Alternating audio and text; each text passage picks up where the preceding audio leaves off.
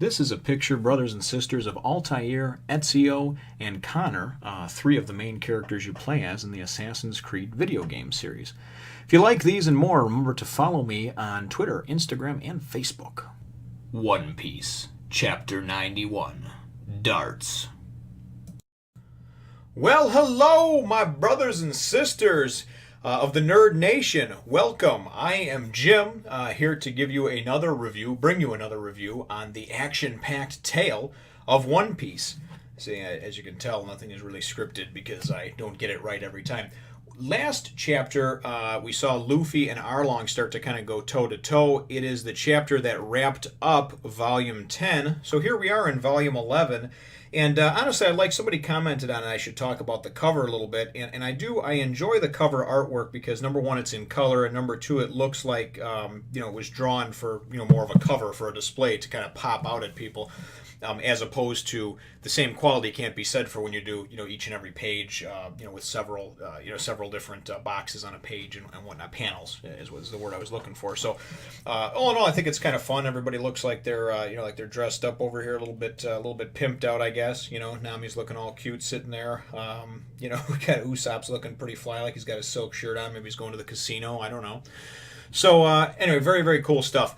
The chapter ended, though, with Luffy, him and Arlong were attacking, fighting each other, and basically Luffy was just kind of like, hey, I've got an idea. So that's where everything ended off, and the volume finished up. That's where the volume, this chapter picks up. And this is going to be a fairly short review, even by my standards, because it's a short chapter. I had to go back and look to make sure, but counting the cover, the cover page, or which obviously there's really nothing to read on about this story. It's the side stories. It's 19 pages, so it's a little bit shorter, and being that it's more action-oriented with some splash pages and things like that, it definitely goes by much quicker. So, to start out, Luffy, has said, he's basically at the end of the last one, he held up one of Arlong's guys in front of him to block the tooth attack so he wouldn't take the full brunt of it. So that's where things, start off over here, is Arlong's like, you can't use one of my own men, against me. And he's like, listen, you attacked us first, buddy, So, and Yusaku and Johnny and everybody, they're like, oh man, geez. And Usopp's like, Luffy, you scared us. They thought that he actually had, taken the tooth attack head on and had been, hurt, injured, killed, what have you. So Arlong goes and starts to come at him again, with this tooth attack, and Luffy's trying to dodge, and he's trying to move out of the way, and he kind of gets hit, and he moves, and then all of a sudden he goes and he finds his moment, and he goes and just nails Arlong and just whap, knocks him on his ass. When he does that, he knocks either the teeth out of his mouth or one of the pairs of teeth that he was holding in his hands, and he goes, oh, great, I did it, and Arlong's like, you idiot, my teeth are unbreakable, you fool. And then Luffy's like, yeah, exactly. So he goes over to where the teeth, fell down or whatever, and he goes and takes and sticks them in his mouth, and it looks hilarious, him having, it's like anybody who's ever dressed up for Halloween and wore like vampire teeth or some other type of teeth, they're just really goofy, they don't really fit in your mouth properly, you can still see your teeth. So he jams these things in his mouth, and he's just like... And it was funny because when they're talking about his idea and everything, somebody's like, oh, and he's got a great idea. Yusaku and Johnny are talking, and Sanji's like, oh, really? It's the key to victory? And instead he jams his teeth in his mouth. So they're basically like, and then he's like, oh, you mock me? And he goes to come at him, and he nails him. And Luffy's like, oh, I got beat by a fish. And Yusaku and Johnny are like, that's what you get for fooling around. And Luffy goes, listen, I wasn't fooling around. He's dead serious. He puts these things in his mouth, right? And now he has unbreakable teeth to attack and bite Arlong. And to tell you the truth, it's genius, because if he uses some of the moves that he has with the stretching and slingshotting himself and everything else, now he's just got deadly, sharp teeth at the end of that, right? Anything he uses his head to propel his head forward to. So he goes in and comes at Arlong, and goes to hit him, and they're, like I said, they're kind of doing this dance, this action, fight here, and back and forth, trading blows, dodging, moving, and he winds up going and clamping down and actually nailing Arlong, right? And you see some blood coming and everything else, and then Arlong goes and he says, yeah, but the only thing is that you lack the strength, the force, that they have of I forget how many pounds of metric pressure or whatever it is, or how many pounds of pressure per square inch. But I saw it on Shark Week on Discovery once. But sharks, that's the big thing about them. It's not so much their teeth; it's the biting power they have. Same thing with alligators and crocodiles. It's how they can snap shut and the force that their jaws bring. So he says to Luffy, he goes, "Yeah, you may have unbreakable teeth, but you lack the jaw strength to actually clamp down." And of course, he's this great big fishman, that's impervious to harm. So he lets Luffy know that, and as he lets him know that, he's just like, yeah, your teeth aren't strong enough to bite through flesh and bone. And then he goes and just, just comes at Luffy and grabs him, puts his arm right in his mouth, and just starts biting on like his arm right at the elbow and forearm part, right? So Luffy goes and in one swift move kind of goes and turns and pushes into him, and then goes and is able to use his weight against him and flip him over and pretty much give him like a body slam. He's like, boom, slams him on the ground, and the shock is able to loosen up his jaws. He's able to pull his arm out. And Yusaku and Johnny, one of them, they're talking amongst themselves, and one of them's like, "Oh man, that was genius. If he would have taken a step back, he would have lost his arm, right?" And then Sanji's like, "Yeah, it's probably just blind luck. He probably had no idea what he was actually doing, So, it goes to show you that whether it was luck or whether it was that he was good, he wound up keeping his arm from getting tore off. So Luffy goes and then all of a sudden kind of looks up from his his bleeding arm, because his elbow now is just gushing blood from being chomped on and almost losing it. And he looks up and he's like, "What the hell? Arlong's gone, And now remember that they got these pools in there that basically go out to the ocean, out under Arlong Park or whatever, kind of like an aquarium, would have like an outdoor aquarium or an outdoor pool at a zoo or aquarium.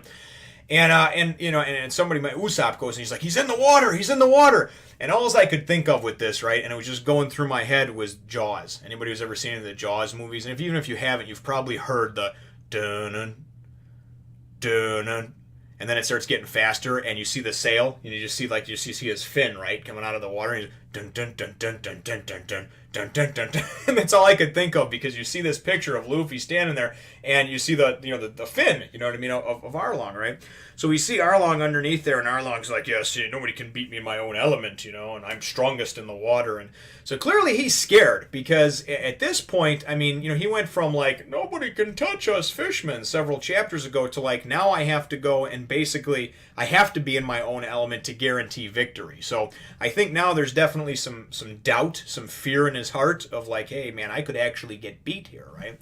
So anyway, he goes and winds up going, and the chapter is actually named Dart, or Darts. And I was wondering, what the hell is this all about, darts, Well, he goes and he dives, he comes out of the water, and he does this shark dart, this fish dart, where he basically propels himself. He's got that nose, of course, the unbreakable nose, and he pretty much goes and uses this, gets his force built up underwater, and pretty much projects himself out of the water like a swordfish or a marlin, like a torpedo, to come right at Luffy. So he's comes out, and I mean, boom, he nails Luffy, and Luffy's turning, and then he goes and boom, he nails him again, and he's going in and out of the water and doing this, and kind of gearing up, getting his momentum back, and then boom, hitting him, blindsiding him, and Luffy's just, like I said, he's kind of punch drunk because he's getting nailed from left and right, and everybody's going, "Luffy, no, there," and everybody's trying to call out to him.